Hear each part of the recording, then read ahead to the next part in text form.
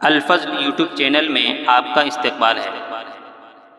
اس channel پر روزانہ قرآن پاک کی ایک آیت تلاوت سماعت ترجمہ اور مختصر تشریح پیش کی جا رہی ہے۔ ویڈیو اپلوڈ ہونے پر نوٹیفیکیشن پانے کے لیے اس چینل کو سبسکرائب کریں اور بیل آئیکن ضرور دبائیں۔ السلام علیکم ورحمۃ اللہ وبرکاتہ۔ میرے دینی و ایمانی بھائیوں اور بہنوں، سورہ مائدہ آیت نمبر 6 پیش خدمت ہے۔ اعوذ باللہ من الشیطان الرجیم۔ یا ایہا الذین آمنوا اذا قمتم الى الصلاة فاغسلوا وجوہکم وایدیکم الى المرافق وامسحوا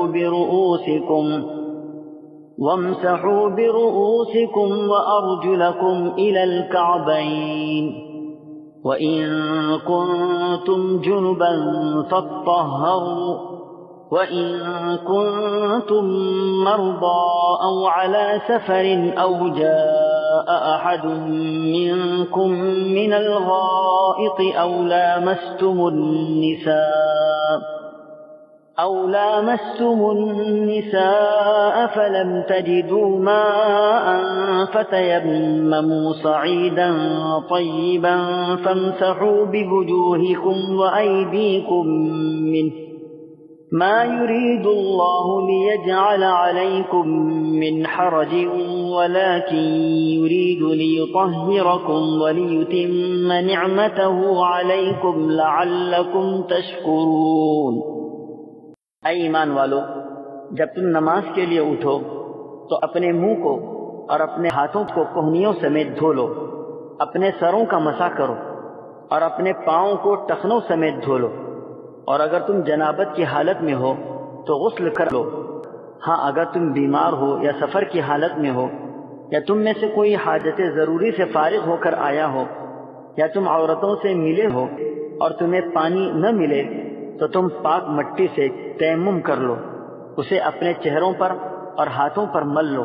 اللہ تعالیٰ تم پر کسی قسم کی تنگی ڈالنا نہیں چاہتا، بلکہ اس کا ارادہ تمہیں پاک کرنے کا اور تمہیں اپنی بھرپور نعمت دینے کا ہے تاکہ تم شکر ادا کرتے رہو۔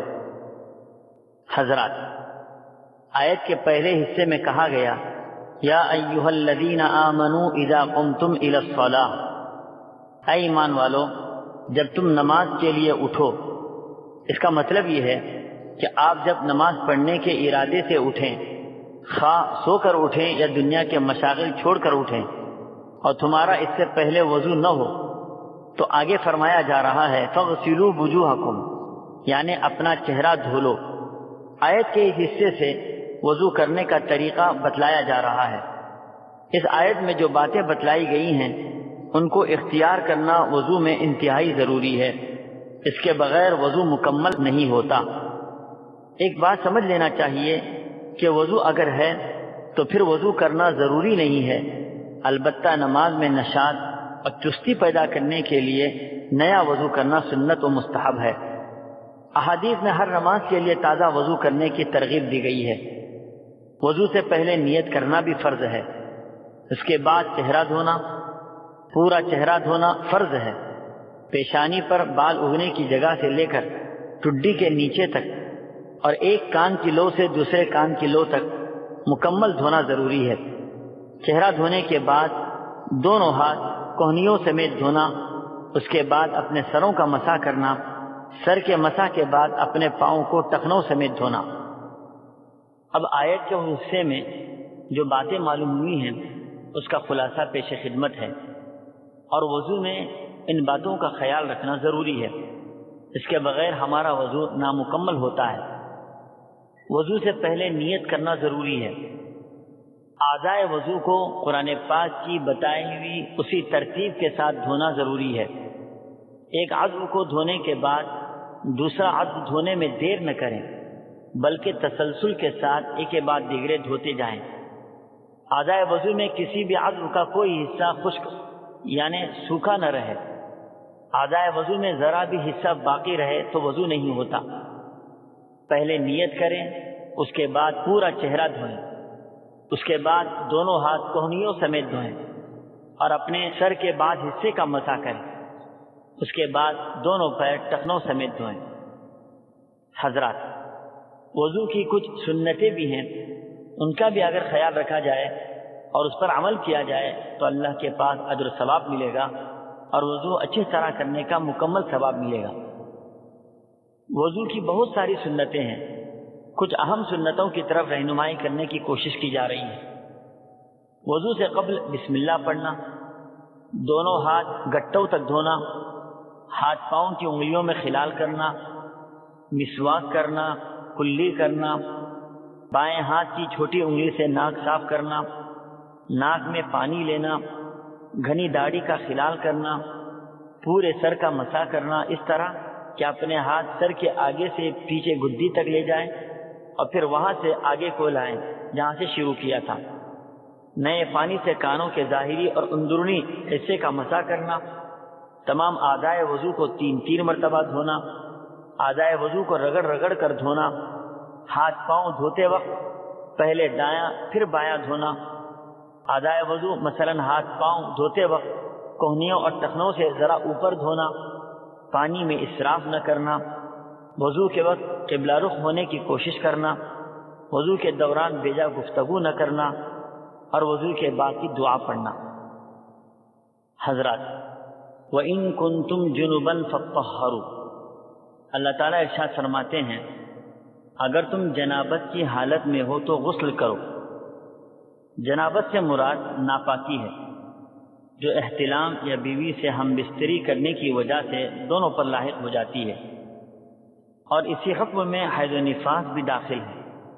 جب حیض و نفاس کا خون بند ہو جائے تو پاکیزگی حاصل کرنے کے لیے طہارت یعنی غسل ضروری ہے۔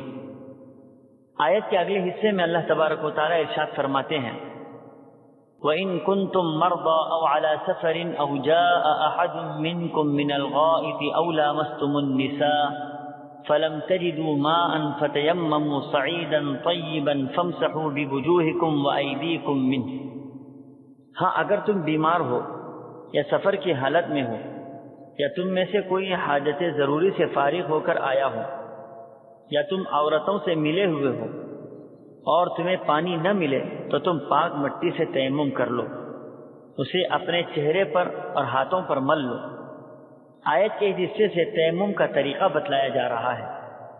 وَإِن كُنتُم مَّرْضَىٰ، اگر تم بیمار ہو یعنی مرض کی وجہ سے پانی کا استعمال نقصان دہ معلوم ہو رہا ہو، مرض کے بڑھنے کا خطرہ ہو، سخت ٹھنڈی میں ٹھنڈی لگنے کا خطرہ لاحق ہو، تو یہ تمام شکلیں بیماری کی ہیں، اس صورت میں تیمم کی اجازت ہے۔ اسی طرح آگے فرمایا او علی سفرین، نہ آدمی سفر میں ہے، اگر آدمی سفر پر ہے پانی موجود نہیں ہے اس موقع پر بھی وہ تیمم کر سکتا ہے۔ او جاء احد منکم من الغائط، یا کوئی ضروری حاجت سے فارغ ہو کر آیا اور پھر طہارت حاصل کرنے کے لیے پانی نہیں ہے تو پھر وہ اس وقت بھی تیمم کر سکتا ہے۔ او لامستم النساء، یا تم عورتوں سے ملے ہوئے ہو یعنی تم پر جب غسل فرض ہو چکا ہو، ہم بستری کے ذریعے ہو یا احتلام کے ذریعے، پانی موجود نہیں ہے تو پھر تیمم کر سکتے ہو۔ تیمم کا طریقہ یہ ہے کہ پاک مٹی پر اپنا دونوں ہاتھ مار کر اپنے چہرے پر ملنا ہے اور دوسرے مرتبہ پھر ہاتھ مار کر اپنے دونوں ہاتھوں پر ملنا ہے۔ صحیح بخاری میں اس کے شان نزول کی بابت آتا ہے کہ ایک سفر میں بیدا کے مقام پر حضرت عائشہ رضی اللہ تعالی عنہا کا ہار گم ہو گیا، جس کی وجہ سے وہاں رکنا یا رکے رہنا پڑا۔ صبح کی نماز کے لیے لوگوں کے پاس پانی نہ تھا اور تلاش بھی تو پانی دستیاب نہ ہو سکا۔ اس موقع پر یہ آیت نازل ہوئی جس میں تیمم کی اجازت دی گئی۔ حضرت اسید بن حضیر رضی اللہ تعالی عنہ نے آیت سن کر کہا اے آل ابی بکر، تمہاری وجہ سے اللہ نے لوگوں کے لیے بڑی برکتیں نازل فرمائی ہیں اور یہ تمہاری کوئی پہلی برکت نہیں ہے، یعنی تم لوگوں کے لیے سراپا برکت ہو۔ اللہ تعالیٰ ارشاد فرماتے ہیں ما يريد الله ليجعل عليكم من حرج ولكن يريد ليطهركم وليتم نعمته عليكم لعلكم تشكرون۔ اللہ تعالیٰ تم پر کسی قسم کی تنگی ڈالنا نہیں چاہتا، بلکہ اس کا ارادہ تمہیں پاک کرنے کا اور تمہیں اپنی بھرپور نعمت دینے کا ہے تاکہ تم شکر ادا کرتے رہو۔ حضرات، امت مسلمہ پر اللہ تعالیٰ کا بہت بڑا احسان و کرم ہے کہ اس نے دین و شریعت کو انتہائی آسان کر کے پیش کیا ہے، بوجھل، سخت اور مشکل احکامات نہیں دیے ہیں۔ طہارت حاصل کرنے کے لیے حکم تو اس بات کا تھا کہ پانی سے وضو کریں یا غسل کریں، لیکن جب پانی میسر نہیں ہے یا بیماری کا خوف ہے تو تیمم کی رخصت عطا کی۔ اس کے علاوہ اور بھی کئی احکامات ہیں جس میں اللہ تعالیٰ نے آسانی عطا کی ہے۔ اللہ تعالیٰ سختی یا تم پر حرج ڈالنا نہیں چاہتا، بلکہ اللہ کی چاہت تو یہ ہے کہ تمہیں پاک صاف کر دیں اور تمہیں پوری نعمتیں عطا فرمائیں تاکہ تم اس کے احسانات اور بے پناہ رحمتوں پر شکر گزاری کرو۔ حضرات، وضو کے بعد پڑھنے کی ایک دعا اللہ کے رسول صلی اللہ تعالی علیہ وسلم نے تعلیم فرمائی ہے۔